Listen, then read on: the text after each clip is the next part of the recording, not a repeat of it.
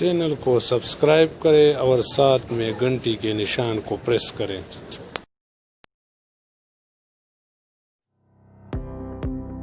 دہاڑی دار مزدور کی آمدن کا زیادہ تر انحصار تعمیراتی شعبے پر ہے اور کووڈ-19 کی وبا نے دہاڑی دار طبقے کو شدید متاثر کیا ہے، جس کو مد نظر رکھتے ہوئے تعمیراتی صنعت کے لیے وزیر اعظم عمران خان نے تاریخی ریلیف پیکج کا اعلان کیا ہے۔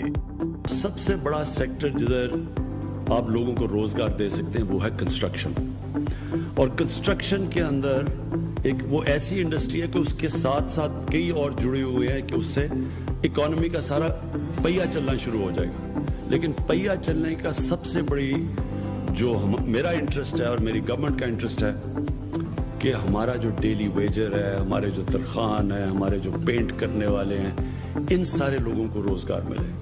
جو آج ڈیلی ویجر بیٹھا ہوا ہے بیلچا پکڑ کے اور وہ جن کو روزگار نہیں مل رہا، میرا سب سے بڑا انٹرسٹ یہ ہے کہ ان لوگوں کو روزگار ملے۔ پاکستان میں تعمیراتی صنعت کو فروغ دینے کے لیے پہلی بار ایک ادارہ تشکیل دیا گیا ہے۔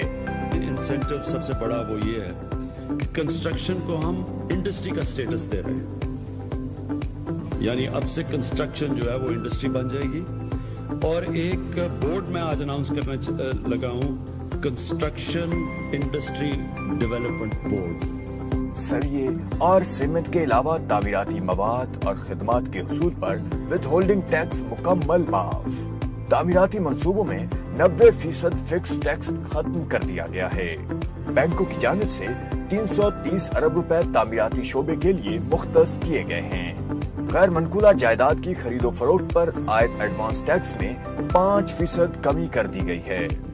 سی ڈی اے کی تاریخ میں پہلی مرتبہ پلاٹس کی نیلامی پر 17 ارب روپے کا منافع ہوا، جو کہ وزیر اعظم پر عوام کے اعتماد کی عکاسی کرتا ہے۔ مزدور خوشحال، پاکستان خوشحال۔